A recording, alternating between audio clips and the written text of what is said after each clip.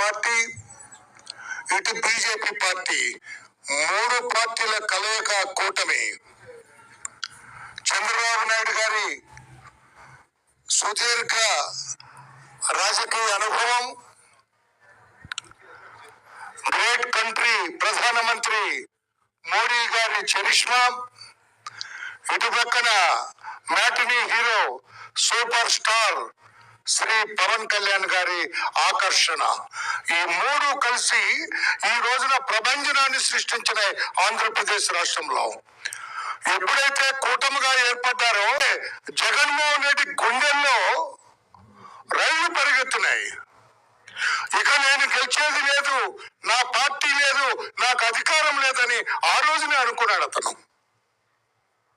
దానికి తోడు 8వ తారీఖున విజయవాడ నగరంలో గౌరవ మోడీ గారు, ప్రధానమంత్రి గారు, నారా చంద్రబాబు నాయుడు గారు, అలాగే పవన్ కళ్యాణ్ గారు ముగ్గురు చేసిన road show never in the history. విజయవాడలో అంత జనం, ఒక ప్రభంజనం లాగా వచ్చారు జనం అందరూ కూడా ఈ ముగ్గురు నాయకుల్ని చూడాలని, వారికి మద్దతు పలకాలని, వారికి జయజయలు చెప్పాలని వచ్చిన తీరు ఆ రోజునే అనుకున్నాం.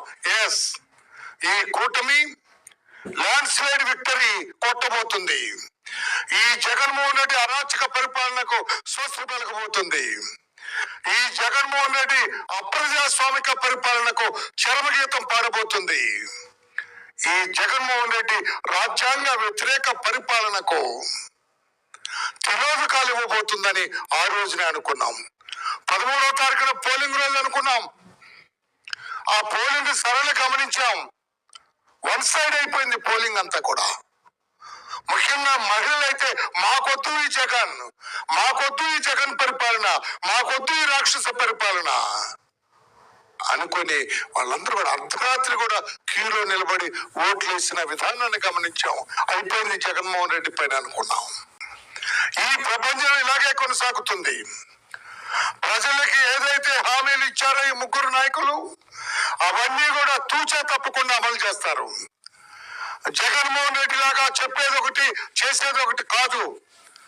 తప్పకుండా మా చంద్రబాబు నాయుడు గారు అమరావతిలోనే అయ్యా మీరు ప్రమాణ స్వీకారం చేయాలి. ఎక్కడైతే ఆనాడు మోడీ గారు వచ్చి రాజధానికి శంకుస్థాపన చేశారో ఆ స్థలంలోనే మీరు ముఖ్యమంత్రిగా ప్రమాణ స్వీకారం చేయాలి. మరలా అమరావతికి పూర్వ వైభవం తీసుకురావాలి. ఆ కళకు మీరు శ్రీకారం చుట్టాలి అని మేము విజ్ఞప్తి చేస్తాం. తప్పకుండా అక్కడే అమరావతిలోనే ప్రమాణ స్వీకారం చేసేటట్లుగా ఆయనకి విజ్ఞప్తి చేస్తామని చెప్పి కూడా తెలియజేస్తూ జనసేన పార్టీ నుంచి పెద్దలు, ఆ party political secretary Pawan Kalyan గారికి, పొలిటికల్ సెక్రటరీ, పార్టీ సీనియర్ నాయకులు, పవన్ కళ్యాణ్ గారికి అత్యంత ఆప్తులు, ఆయనకు దగ్గర మనిషి శ్రీ హరిప్రసాద్ గారు ఉన్నారు. వారు కూడా మాట్లాడతారు. హరిప్రసాద్ గారు.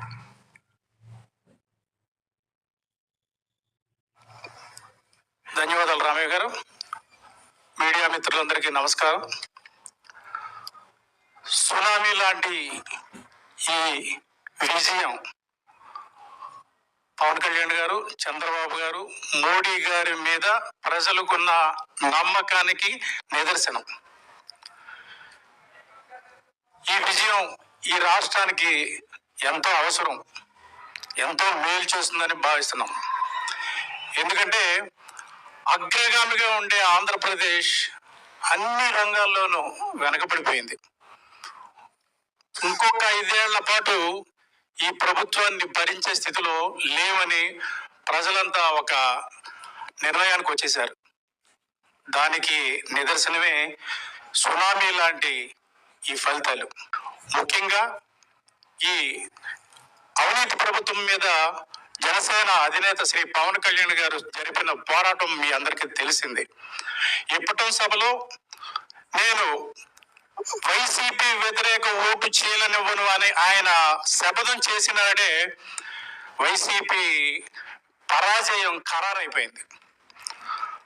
అంచెలంచెలుగా చంద్రబాబు నాయుడు గారితో కలిసి ఈ కూటమిని ఏర్పాటు చేసి తనను తాను తగ్గించుకొని ఈ ఇంతటి ఘన విజయానికి ఆయన మూలకారకులు అయ్యారని చెప్పడంలో ఎటువంటి అతిశక్తి లేదు. అదేవిధంగా గౌరవశ్రీ చంద్రబాబు నాయుడు గారి పాలనా దక్షత మీద ప్రజలకున్న నమ్మకం కూడా ఈ ఫలితాలకి ఒక కారణం. ఈ రెండు పార్టీలకు వెన్నుదన్నుగా నిలిచిన శ్రీ మోడీ గారి నాయకత్వం మీద ఉన్న నమ్మకం కూడా ఈ విజయాలకి ఒక కారణం. ఈ రోజు ఒక సుదీర్ఘంగా చెప్పుకోవచ్చు, ఆంధ్రప్రదేశ్ రాష్ట్ర చరిత్రలో మరోసారి మంచి పాలన సాగటానికి ప్రజలు మార్గాన్ని సుగమం చేశారు. వారు ఏమి కావాలనుకున్నారో అదే అమలు ఫలితాల్లో ప్రతిబింబించేలాగా ఒక నిర్ణయం తీసుకొని సునామీ లాగా ఈ ఓటింగ్ జరిపి ఇటువంటి ఫలితాలకు కారకులయ్యారు. ఈ కూటమి ప్రభుత్వం అధికారంలోకి వచ్చిన తర్వాత ఏదైతే వాగ్దానాలు చేశారో అవన్నీ తూచా తప్పకుండా అమలు చేస్తామని మన వరలరామయ్య గారు కూడా ఇప్పుడే చెప్పారు.